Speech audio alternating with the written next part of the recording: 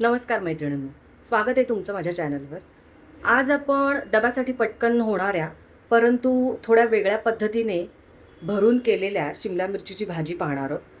डब्यासाठी आपल्याला रोज रोज त्याच त्याच भाज्या खायचा कंटाळा येतो, त्यामुळे आपण अशा प्रकारचं काहीतरी व्हेरिएशन नक्की ट्राय करून पाहायचं आहे. आजच्या आपल्या या स्टफ्ड किंवा भरलेल्या शिमला मिरचीच्या भाजीच्या प्रकारासाठी आपल्याला काय काय साहित्य लागते ते आपण पाहूयात. या छोट्या आकाराच्या मी शिमला मिरच्या घेतल्या आहेत. त्या अशा वरून सुरीच्या किंवा चमच्याच्या साहाय्याने पोखरून त्याचं देठ काढून घेतलं आणि आतल्या बिया काढून घेतल्या. शक्यतो इतक्या लहान आकाराच्या शिमला मिरच्यांमध्ये बियांचं प्रमाण थोडं कमी असतं किंवा नसतातच त्या, पण ज्या असतात त्या तुम्ही काढून घेतल्या तर बरं होईल. आता आत भरायच्या मसाल्याकरता आपल्याला काय काय लागतं ते आपण पाहूया. एक छोटी वाटी सुकं खोबरं घेतलं आहे मी. 4-5 लसणीच्या पाकळ्या घेतल्या आहेत. हा एक मोठा चमचा, दीड चमचा म्हणजे फुटाण्याच्या म्हणजे डाळ घेतली आहे मी, डाळवं घेतली. एक मोठा चमचा भाजलेले शेंगदाणे घेतलेले आहेत. एक छोटा चमचा मी तीळ घेतलेले आहेत. अर्धा चमचा मी बडीशेप घेतली आहे. 2 मोठे चमचे धणे घेतले आहेत. 1 चमचा जिरं घेतलेलं आहे. बारीक चिरून घेतलेली कोथिंबीर आहे इकडे.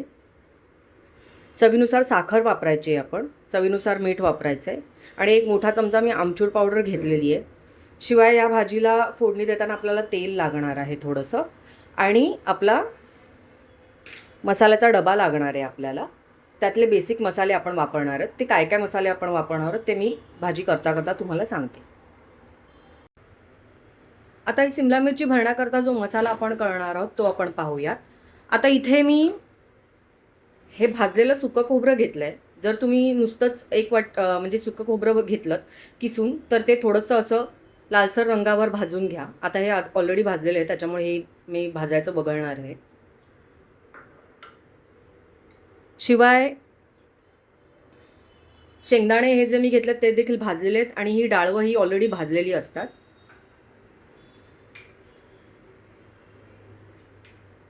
आता या व्यतिरिक्त जे जे अख्खे मसाले आपण घेतले होते म्हणजे हे धणे, त्यासोबत हे जिरं,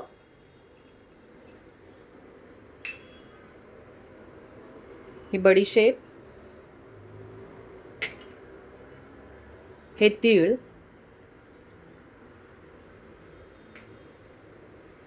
हे आपण थोडे ड्राय रोस्ट करून घेणार आहोत. म्हणजे असेच तेल न घालता थोडेसे भाजून घेणार आहोत.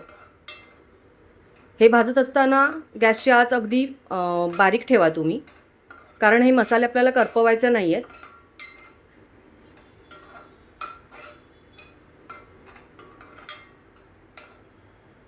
मंद आचेवर या सगळ्या गरम मसाल्यांचा फक्त सुवास सुटेपर्यंतच आपल्याला ते भाजायचे. म्हणजे ते हलकेसे गरम करून घ्यायचे इतकंच. ते फार काळ भाजत राहण्याची गरज नाही आहे. आता भाजून झाल्यावर हे सगळे मसाले मी काढून घेणार आहे.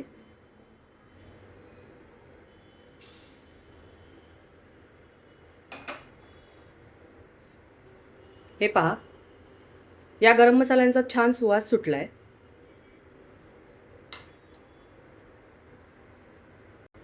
आता कढईत आपण अर्धा चमचा तेल घालूयात.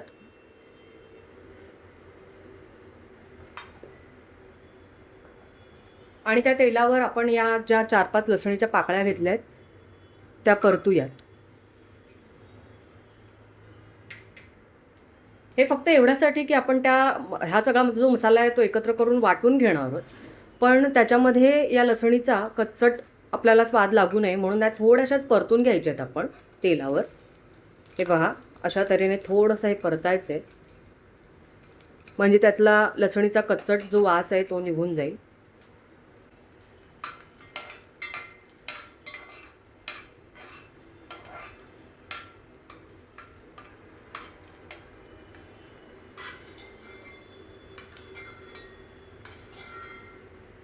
हे पहा, पाहू शकताय तुम्ही, मी काय फारशा त्या लालसर देखील केलेल्या नाही आहेत.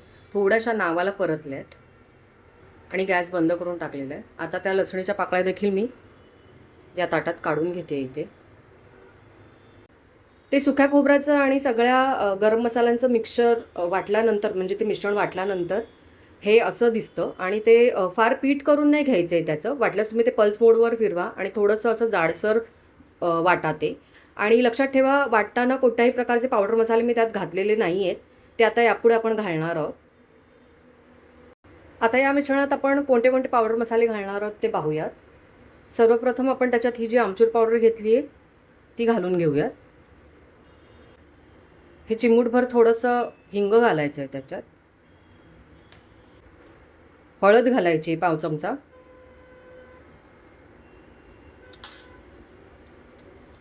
हा मालवणी मसाला घालायचा आहे. हा मालवणी मसाला मी दहिसर येथील अशोकवन येथील गुरव मसाले यांचा वापरते आहे. मी मागे म्हटल्याप्रमाणे एक युनिव्हर्सल मसाला आहे हा घरात असायलाच हवा. तुम्हाला देखील हा मसाला हवा असेल तर जरूर संपर्क करायचा आहे त्या दुकानाला आणि हा मसाला विकत घ्यायचा आहे. तो तुमच्या तिखटाप्रमाणे तुम्ही हा घालायचा आहे त्यात. थोडासा गरम मसाला घालायचा आहे. हा गरम मसाला देखील गुरव मसाले यांचाच आहे.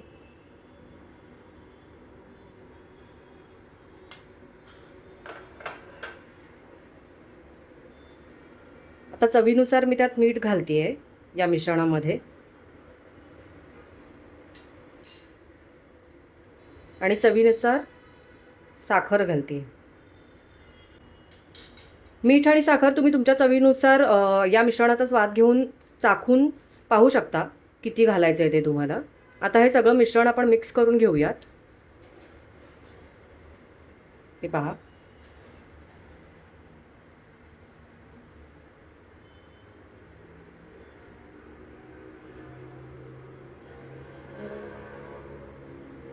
आता हे मिश्रण फार सुकं झालं आहे, तर या मिश्रणामध्ये आपण थोडंसं तेल घालू शकतो किंवा थोडासा पाण्याचा हात त्याला लावू शकतो.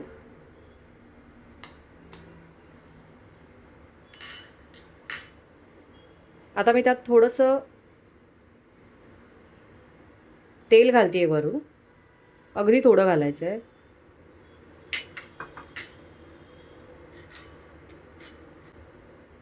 आणि थोडंसं पाणी घालते आहे.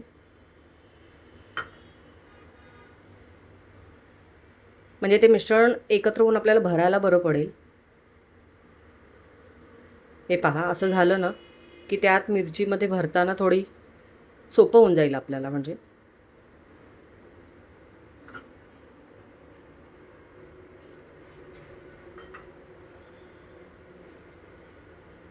हे आता एक एक करून आपण सगळ्या मिरच्या अशा पद्धतीने भरून घेतलेल्या आहेत. आता आपल्याला त्या कढईत फोडणीला द्यायच्यात, म्हणजे त्या थोड्या शिजवून घ्यायच्या आहेत. त्यासाठी सर्वप्रथम मी आता गॅस ऑन करते आहे. ही मगाशीच कढई वापरते आहे मी. मगाशी लसूण परतत असतानाचा थोडासा तेलाचा अंश त्यात आहे. आता थोडंसं तेल आणखी घालते त्याच्यात मी.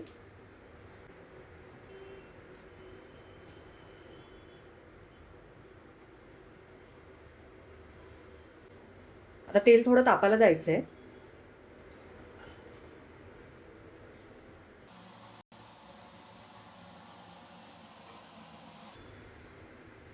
तेल थोडं तापलं की आपण हळूहळू एक एक मिरची अशी कढईत ठेवणार आहोत.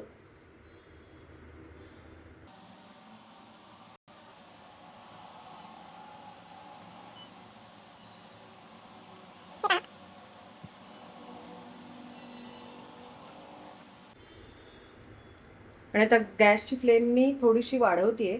म्हणजे जी अगदी बारीक होती त्याला आता थोडीशी वाढवून मी मध्यमपेक्षा थोडी कमी केली आहे.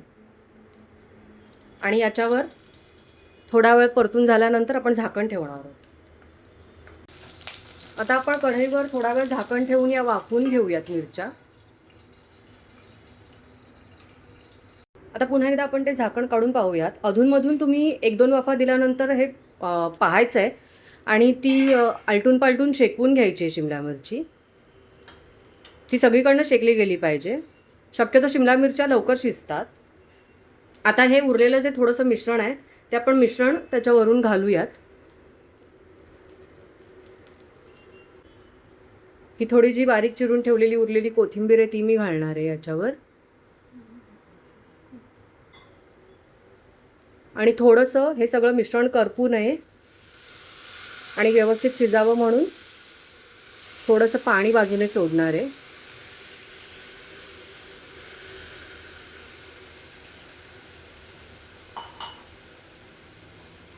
आणि पुन्हा एकदा हे झाकण त्यावर ठेवून ही मिरची व्हायला द्यायची आहे, आपण ही भाजी व्हायला द्यायची आहे. आता आपण कढीवरचं हे झाकण काढून पाहायचं आहे. या मिरच्या आता सगळीकडनं शिजलेल्या आहेत, हा मसाला देखील शिजलेला आहे, तुम्ही पाहू शकता. आता ही रेसिपी झालेली आहे. तर आता या मिरच्या मी एका सर्विंग प्लॅटरमध्ये काढून घेते आणि तुम्हाला दाखवते.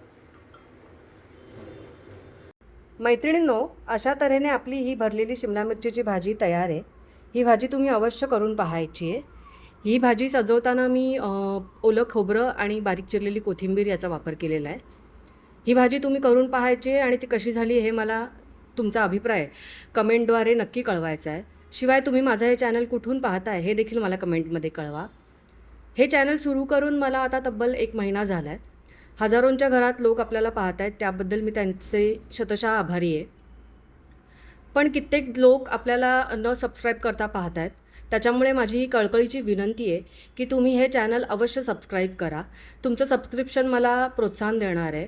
आणि पुन्हा एकदा आपण नवीन चमचमीत अशा रेसिपीसोबत भेटणार आहोत लवकरच. धन्यवाद.